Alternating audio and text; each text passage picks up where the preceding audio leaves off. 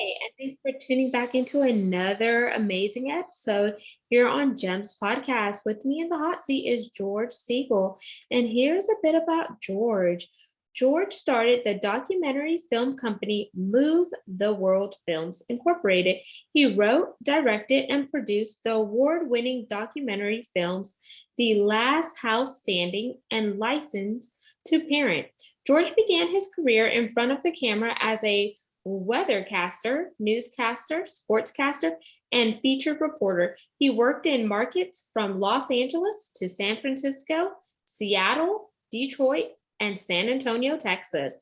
In 2001, he formed J.E.L Productions, a video production company that produces commercials, infomercials, television programs, and documentary films. The company also created their own original programming, which included a Texas travel program and a building and remodeling show. George recently started to tell us how to make it better podcast, which every week features real people working on real world problems, providing actual solutions. George, his wife, Nancy, and their children live in Tampa, Florida now. So without further ado, please welcome George Siegal to Gems Podcast. Hey, thanks for having me on, Genesis. I appreciate it. My pleasure, George. And before we dive into documentary and some of the work that you're doing now, I definitely want the audience to get to know you a little bit better. So there are two options I like to do with my guests, which is one is break the ice, or two, play a rapid fire game. Which is more fun? You tell me which is better, and I'll go with your choice. I have to choose, though, don't I? Yes. Let's do rapid fire. Amazing. Here we go. Now it's rapid fire for a reason, so you got to be quick on your toes. Oh, this could be a problem, but let's try. So question number one, if you just won the lottery and you could donate to any charity, what charity are you donating to? I would say, based on my favorite TV show, This Is Us, probably Alzheimer's. I would donate to help that. It looks like a horrible disease when I see what it does to people. Number two, coffee, tea, or neither? Coffee. Number three, dream car. It is the Audi. I think it's the R8. It's their little sports car. It's like $170,000 sports car that is just a bit out of my budget. Four, if you could recreate any significant moment in your life, what would it be and why? I would want a high school do-over. And I would want that because I realize now what an idiot I was. And if I had a chance to go back and do things differently, I think it could have just paved a whole new road for me. So that would be my thing. Five, if you could have lunch or dinner with any person, past or present, who are you eating with? My dad. Oh, I love that one. Mine too. Six, what is one piece of advice you wish someone would have told you early on in life? Calm down and enjoy the ride. Don't always be looking ahead. Be in the moment. Seven, Apple or Android? Apple all the way. Eight, you just found out that you won an all-expense vacation getaway, right? Money is no option, but you just found out they're no longer flying back to your home base for whatever reason. So where are you headed? Oh, I have to go there permanently? You may, until they start traveling back to your home base. But right now, Italy, okay. Lake Como. 9, if you could be a fly on the wall and eavesdrop on any conversation, past or present, whose conversation are you eavesdropping in? Wow, I'd like to be with in the room when JFK was dealing with the Cuban Missile Crisis. You know, I've seen films on that, and it's if you've read anything about it, it's such an impactful situation. I would like to have known what was really going on there. Amazing. Now 10, this is our pass or play question, and here are the rules. If you pass, our roles are reversed, and you get to ask me a question. If you play, I ask you one last question, George. So here we go. Do you want to pass or play? Well, I'm going to play because I already had you on my show. I know you like a book. So I'll take my chances on the question. Okie dokie. So, if you could recreate your wedding day with Nancy, would you change anything? I no, it was a pretty perfect day. It was a great day. I liked the way it went. I loved it. Amazing. And thank you for playing Rapid Fire with Genesis. Do, do, do, Thank you do, for do. playing. Right. So let's segue into your jam, which is definitely documentary films, broadcasting, entertainment, and all of that good stuff. So I want you to set the stage here, George, and tell us outside of you doing all the things that you did in front of the camera, what led you to transition and say, you know what, I need to try something on my own?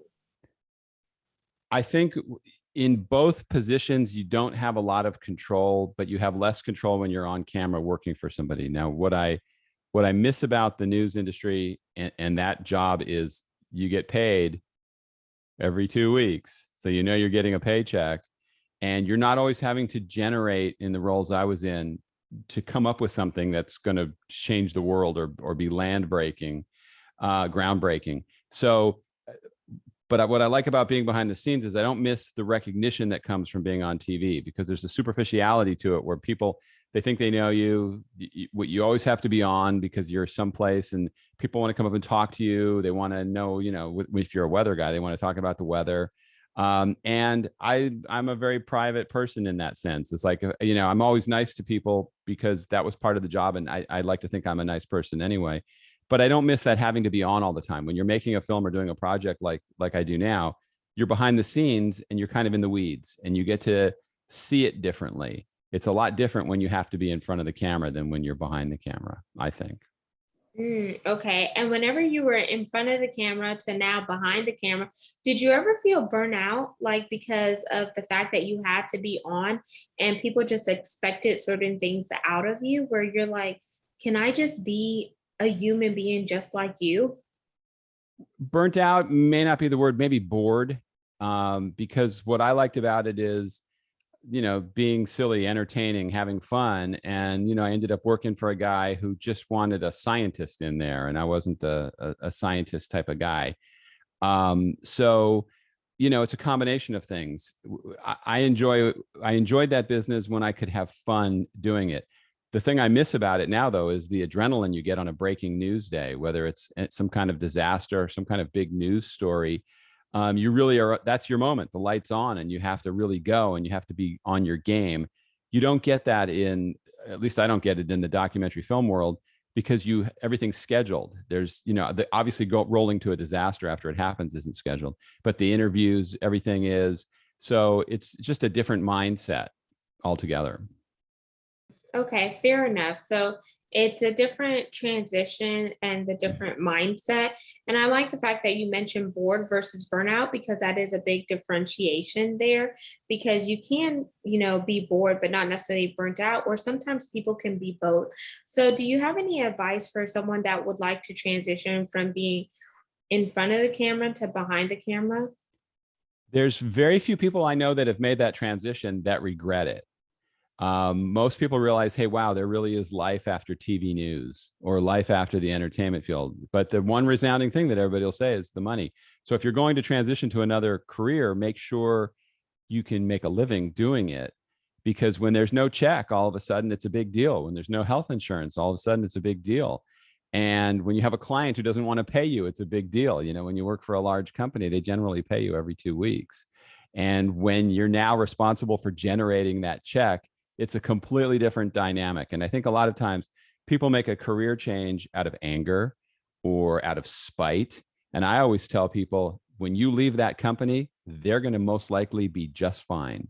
And so you may think you're so important and that the job is going to come crashing down if you're not there. In most instances, that does not happen. You know, every now and then somebody irreplaceable may cause a ding in an organization. And then sometimes I don't know if I don't have any particular stories of where they've fallen apart, but don't overestimate your value. You know, you don't want to burn a bridge. It's better to keep a job till you find another job. Sometimes people just get mad and they go, I'm out of here. I'll show them. You're really not showing them because they will all be there tomorrow and you probably will be a discussion for maybe 5 minutes and then they'll go back to business. So you have to understand your value. Wow, that is very, very true. And just so like real. You hit the nail on the hammer because sometimes people don't realize what their value is. They don't know what their self-worth is and what they bring to the table, because it's always good to be seen but to be heard. But then how are you adding value to the organization, and how are you allowing the organization to add value back to you? What are your morals? What are your core values?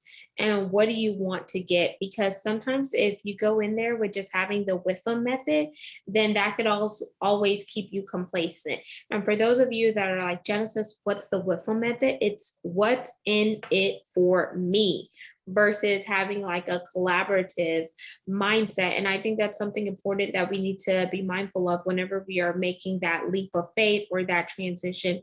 And I always tell people, do your due diligence, do your research before you go jump shift, because sometimes the grass is not always greener on the other side. Yeah, and some of the reasons people will make that transition rapidly is they're asked to do things at work that they don't think are in their job scope, and they don't want to do that, or they're not getting paid enough. You know, when I was young, my dad worked at IBM, and he asked for more money, and they told him no, they wouldn't give it to him, and he didn't ask for a huge raise. So he left and started his own business. They had to hire 3 people to replace him. So they felt it that he left, but IBM didn't fold. They continue to do business. You know, when people leave, you need to understand what you're walking away from. And when the next employer calls to check on you, the guy that walked away or the woman who walked away is seen differently than the person who stayed, got another job, and then left. So you got to swallow your pride sometimes, unless there's some really abusive situation going, and that's a whole different story. But in most situations, if you can hang in there and find another job, you're better off. Mm, very, very valid. And then whenever you started your business, JEL, when you formed JEL Productions, what was that process like? And then can you tell me what JEL stands for? Yes, at the time I had 3 children, Jeremy, Evan, and Lauren. So I put their initials in the company, and then I put the logo inside a camera lens. And, you know, I tried to start a business relevant to what I was doing before. So I was in front of the camera, but I also knew production and how to put things together. So I wanted to be a storyteller. So I tried to find a business where I could take some of my skills and then put it into that. You know, starting a business has its challenges. All of a sudden, you're the one responsible for paying everybody. You're the one that's responsible for payroll taxes. You're the one that has to register the business so it's legal. And you're not going to have problems with that. Are you going to be a corporation? Are you going to be a sole proprietor? I mean, there's a million things that people have to figure out. What's fortunate is so many of those things are online now that you can spend a little time Googling, have a good understanding, and then make sure you're dotting the I's and crossing the T's so you can start your business the right way. Absolutely. And I like the fact that you put your kids' initials in there, because that also is a way to, signify like the importance of your family. But then some people, they also do that. So whenever it comes time to, transition their business and they get out of their business so they can work on their other zone of genius, then it also sets your children up for success because you're building that generational wealth. So was there a thought out method that you used behind just the name? No, it was just the name. And what's funny is since that I started that business, I had 2 more children, but their initials fit the business. So I tell them, yeah, you're in there too. But there was no big picture response. And for a production company, it's not like some businesses where you're creating some kind of wealth unless you have a franchise or some kind of show, some kind of intellectual property. So if they were counting on getting something big out of it when I'm gone, they're going to be disappointed. Okay, let's talk about some challenges, because earlier you alluded to some challenges that you face. And I think it's important to spend time highlighting what some of those challenges are, because people need to realize that business owners face challenges. They may not always talk about it, but they had to go through those challenges in order to refine their process and get to the level of success that they have now, because those challenges were the learning curves and then you built upon them. Would you agree or disagree there, George? Oh, I would absolutely agree. And you know what I would say, one of the biggest challenges, and I'm sure you hear this all the time, is finding good people when you have a company. It's finding people that have your work ethic or your goals. And when you're a small business, a lot of times you're getting people that may be transitioning from one thing to another. You train them, you spend a little time helping them, and then they go on to something else really quickly. So, and I hear that from people now, especially in the construction and the home business. And a lot of friends of mine that are in other careers tell me, hiring people, getting good workers in is the toughest part. And when all of a sudden it's your business, it really has an effect on you, because that person you spend 2 weeks training how to do sales for you, and then they leave and you have no idea what they were working on for the last month. I mean, it's really can be it. You talk about, when I talk about leaving a company can't really cause damage, that's for a big company. Now, if you have a small company and it's your business and you have people that leave, it could literally shut you down. So it's a completely different dynamic that you have to be aware of when you're bringing people in. Yes, because as you bring somebody in to your company, you need to say, okay, is it their mission tied to mine? Do they have the core values that my business has? And are they here for the long haul? Because sometimes people come into business as a placeholder, meaning that they're there to ride the wave, but when the next best opportunity comes, they're jumping ship because they're going where the money resides, where the money resides, where the money resides. And companies are not loyal as they used to be back in the baby boomers. So employees don't want to feel loyal to those companies either. And right now we are in the great resignation. And I'm not sure if that's impacted the area that you're in, George, but if it has, share what some of your takes are. In what sense? Be a little more specific. Okay, so right now we see that a lot of people are starting their own business and they don't necessarily want to work for somebody. So the population pool for employees is starting to dwindle because they don't feel like there's that much value that's being added to them because of, like, for example, what we saw in the pandemic, a lot of people were either faced with furlough, they were faced to they were faced with retirement or forced into retirement, even though that they didn't want to go. Other people got fired for no cause, but because the company wasn't doing good, and they value profit over people. And then there are some other tendencies that went into that. So now we see a bunch of employees that are now walking out of the workforce. Yeah, and I think they're going to have a rude awakening unless they have some creative idea or some skill that they think somebody's going to jump on. Because we saw a bunch of things with the pandemic that I thought were fascinating. One, we see the section of the population that said, hey, I'm making more money not working than I am working because the government's sending me money. And that's tough for those people to go get a job when all of a sudden they're making more for sitting home. Then you have people that were told they could work at home instead of going into an office. Some people are great at that, but other people are easily distracted. All of a sudden now they can take care of their kids. They don't need a babysitter. They can do all these other things. So the company's getting less of their time unless they have a way to monitor it. So our whole sense of what work is changing. And when you're now the small business owner and you're having to deal with that, I think that's even tougher. One of the situations I always ran into when I tried to hire salespeople, people to generate income, is when you gave them a draw, as soon as the draw was over and they had to stand on their own, that's usually the time that they left and went somewhere else. And so you really, finding good people in anything is tough. I've been very fortunate. I've always found really good videographers, the people that shoot my stuff for me, that are great. I've found very good editors that make the project better. And so the most crucial things are finding those creative people as a filmmaker or as a production company. But when I look for business partners, the partners I've always had, unfortunately, were a bad match. They were a creative person also. I needed rainmakers. And so think about that when you're putting together a business. If you have the same skill set as the person you're partnering with, who's going to go out there and do the dirty work? Who's going to go out there and bring in the revenue? And that's always been where I've come up short in my creative ideas. I think I'm a very creative guy, but I'm not a salesman. And most businesses need somebody to sell it. That's important. Okay. Yeah, that's so true. Because as I'm thinking about it, you definitely want to have diversity of talent. You want to have diversity of thought. And you definitely don't want to have someone that's just like you, because you could easily be butting heads because of the power struggle there. So I think that's a very great point to bring up, George. And then also the fact that you mentioned, yeah, I hope you have some creative idea or innovation, because as the world keeps on moving, if you're not doing something that stands out in a sea of competitors, then you're easily going to get swallowed up, in my opinion.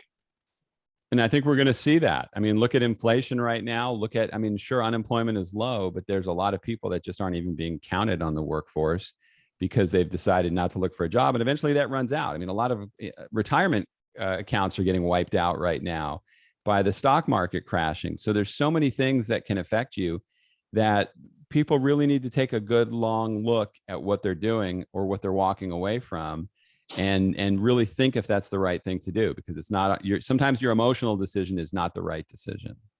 Mm. Yeah, so don't always be swayed by your emotion, but really be strategic and think about it. And I always encourage people to plan, like actually get that paper out and that pen and write down what your next move is, where you want to go, where are you right now, where do you want to go, what do you need to do to get there, and just really be strategic and don't just lead with emotions, but really look at everything. So, George, with you being in the film industry, have you thought about writing a script or a movie about some of the things that's currently taking place right now? You know, I have, but it's also that those aren't easy things to do because everybody, I mean, those are ideas that are right in front of us. So everybody has those ideas. And one of the interesting things when you're a small outfit trying to get attention, if you're looking for a bigger partner, like let's say I have a show idea and I want to take it to HGTV or Discovery Channel, and you submit the idea to them, they make you sign something that says, you know, we probably already have this idea and are working on it, but you're welcome to send us your idea. So unless you're prepared to just go with it and start, if you're shopping that idea around, you have to be careful, especially if it's an interesting spin on something that's happening in the world right now. And I also try to find projects that aren't political. So much of what's driving the country right now is politics. Which side are you on? Who do you hate? Who do you like? And I don't like making films that way because I don't want it to be about my opinion. I want it to be about the story. So I'm picky about what I want to dive into, so I'm not limited by which side I have to take. So, are there any current projects that you're working on right now that you could give a teaser on? Well, more stuff with my film, The Last House Standing. I'm trying to do more with that. I have some ideas that I'm putting out there, putting my feelers out for things we could do with that. And then there's an idea I have about families and the dynamic of family. But the challenge with both of those things is if you don't get a company that will pay for having you make the film for them, you have to go out and raise the money. So, you know, you can have your iPhone and run around and shoot a bunch of stuff, but you really need a budget and you need a plan. You're talking about planning for a career, for a business. It's kind of the same thing with a film. You need to see it from the beginning to the end and where you want to go with it, how you want to tell your story, where do you have to go to tell your story. So it's good to have the funding for it, or at least to have some help along the way. And that's not easy to find, especially with how the economy is going right now. So, with Last Man Standing, can you tell us well, no, Last House Standing, sorry. So, I don't know why I thought about Last Man Standing. Last House Standing, what are some of the things that we could look forward to seeing in that film? Well, the premise of it and the way that story really unfolds in the film is that we tend to buy houses or choose where to live without any consequences in mind of what could go wrong, without thinking, hey, what's going to happen if a hurricane hits? What's going to happen if there's a wildfire or a tornado or an earthquake? We just choose where we want to be and assume everything is going to be okay. And we see every year, every time there's some kind of disaster, that it's not the case. The vulnerable things always get destroyed. The people that can least afford to lose anything tend to lose everything. And it's a recurring story again and again. And it's not always about money either. When we went out to Malibu for the film after the fire, some people said to me, yeah, those people are rich, they'll be fine. Losing everything is losing everything. You may have a faster road to recovery if you have money, but you still lost everything and are starting over in a lot of ways. That's very difficult. Now, for a family that didn't have insurance and may have been struggling, it's going to be even worse. So, but it's not, you know, that's not really what the theme is. The idea is, if we thought in advance, if we were a proactive society instead of a reactive society, we would see a lot less damage. But people don't think that way, and it gets us in trouble all the time. So it definitely sounds like a wake-up call to really get you to think about the things that you often overlook, is if I may say that.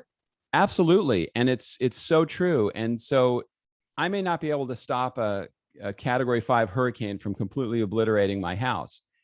But if I did other things, my road to recovery might be quicker. Did I catalog all the items in my house so an insurance company could reimburse me? Did I have an evacuation route so I could get my family safely out of there? Did I have flood insurance? Was I covered for certain types of storms? I mean, there's so many things you can do that really don't take a lot of time, but they can make the difference between never recovering or getting back on the road to recovery. And that's what I encourage people to do. You know, nobody wants, on a sunny day, nobody wants to be doing disaster planning. They usually do that right when they look on the radar or the satellite and they go, the storm's 3 days away, better make your plan. Too late. You know, nobody wakes up the day of the disaster and makes the game-saving decisions that are going to save everything they have. Because if you want flood insurance, it takes 30 days for them to grandfather your policy in. So you're already going to miss the start of hurricane season if you don't have flood insurance. And anybody, the FEMA director, Brock Long, at the time when we made the film, had one of the best lines. He goes, if it rains where you live, your house can flood. And flood insurance is a lot less expensive if you don't live in a flood area. If you live in a flood zone, it's going to cost you more money. That's the price of living there. But if you live outside the flood zone where you still can flood insurance may only be $300 or $400 a year. And I know that can be a lot of money to somebody, but sit down and think for a minute, and you'll think about this after you watch the film. What is the cost of not doing it? Absolutely. It just gives you a peace of mind and just prepares you for stuff. Kind of like whenever you're buying electronics or big ticket items, they ask you, would you like to get the insurance coverage? Some people say no. Oh, I don't plan that it's going to break or mess up. But then me, like my dad always bought it, and my mom was always one like, oh my gosh, you're just wasting money buying something on that. But now I'm like the same way. I buy it, and whenever you need it, it's there. And if you don't use it, it just gives you a peace of mind. So let's segue into our call to action, George. So when our community listens to this, the audience as a whole, what do you want them to walk away with? If they don't remember anything at all, what is that golden nugget?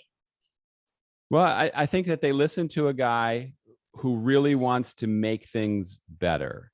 And that was the premise of my podcast called Tell Us How to Make It Better. And I try to bring that same theme to my films. It's like, okay, here's a problem. It's not an art film where I'm showing you the penguins walking across the ice and telling you if we don't change the world, the penguins are going to die. You sit at home and you go, okay, what am I going to do? I'll have one less beer. I mean, you don't have a solution. In my films, there are solutions to make it better. I'm telling you how we can make it better. And the idea is I want you to do something. Doing nothing, most people, and you know this from your jobs, most people sit around and complain. They don't want to do anything to make it better. They just like the echoing of complaining. And I'm saying, there's no place for that. Let's come up with solutions. We can completely disagree on the solution, but if we talk about it, we can find common ground and fix some problems. And that's what needs to be done. And if people come away from my stuff thinking like that, then I'll feel pretty good that I've done my job. Absolutely, because all it takes is one person's life to touch, and you don't know who that person is going to go on and touch and create that ripple effect and that domino effect. So, George, how can our audience connect with you? Plug your website and where you primarily hang out on social media. On LinkedIn is now becoming one of my new favorites, LinkedIn and Instagram. My Tell Us How to Make It Better is also on Facebook. And I have a number of websites. Probably the most common one that people can find all my stuff is at Move the World Films, which is my film company, movetheworldfilms.org. And from there, you can rent my films. You can see the podcasts and listen to them if that's what you're interested in. And it'll kind of direct you to all the different things that I have going on. And I just encourage people to go and rent the film off of my website. It only costs $4 to rent it. I think it's $3.99. And if you're saying, George, I don't want to give you $3.99, it's on Tubi, Tubi TV. You can watch it for free. They make you sit through commercials on there. But I don't want you to not watch the film because you don't have the money. And if you have a group or organization that you want to have a screening for, let me know about that. I'm always looking for ways to get the word out about the film. And my other film, Licensed to Parent, we didn't have time to talk about that today. But as a father of 5, I think parenting is the most important job in the world, as you're going to find out.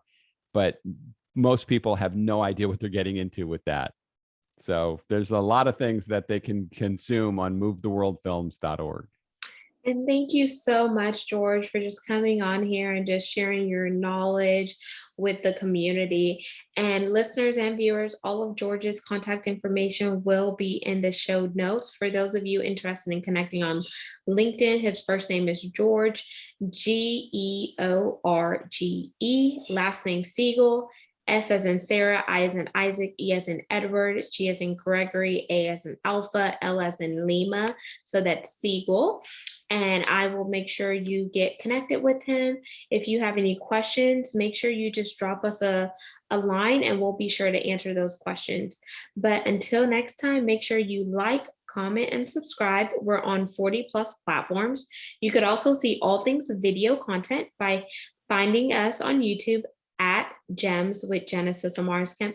And lastly, but not least, thank each one of you for tuning in on a consistent basis to support the mission of Gems, which is to educate, inspire, and motivate while we intersect the dots for diversity, equity, inclusion, and belonging, because it takes all of us coming together to make this world a better place. So until then, peace, love, and lots of blessings. Have yourself an amazing one.